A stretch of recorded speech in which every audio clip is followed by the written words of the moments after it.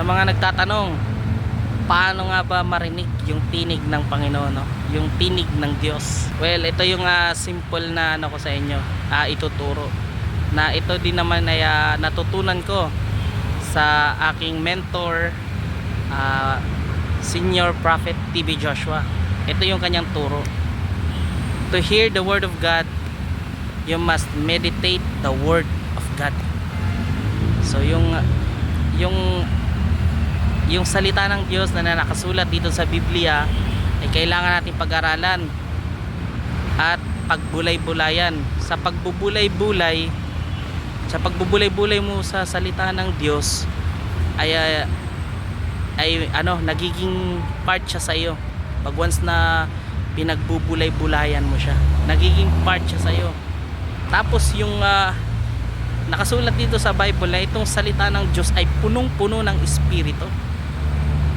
So habang binabasa mo ito, pinag-aaralan at pinagbubulay-bulayan, ay yung ano nito, kumbaga yung kung sa ano pa, yung parang katas na halimbawa yung halimbawa itong orange, pag piniga mo siya, lalabas yung yung mismong juice niya, di ba? So yung orange, yun yung word of God. Pero yung katas, yung juice nun, yun ang espiritu. So itong salita ng Diyos, punong-puno po ito ng espiritu, kaya kailangan pag-aralan at pagbulay-bulayan. Habang pinag-aaralan mo ito at pinagbubulay-bulayan, yung banal na espiritu na nasa salita ng Diyos papasok sa iyo, magiging part sa iyo. Yun. Hanggang ang itong salita ng Diyos ay magiging reality sa iyo.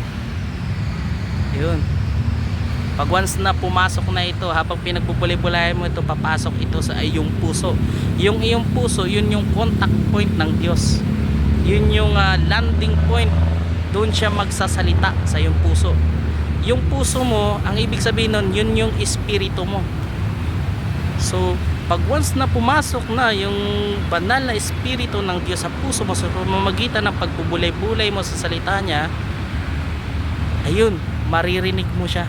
Maririnig mo yung mga salita na nabasa mo, maging buhay, maging parang ay maging totoo sa iyo.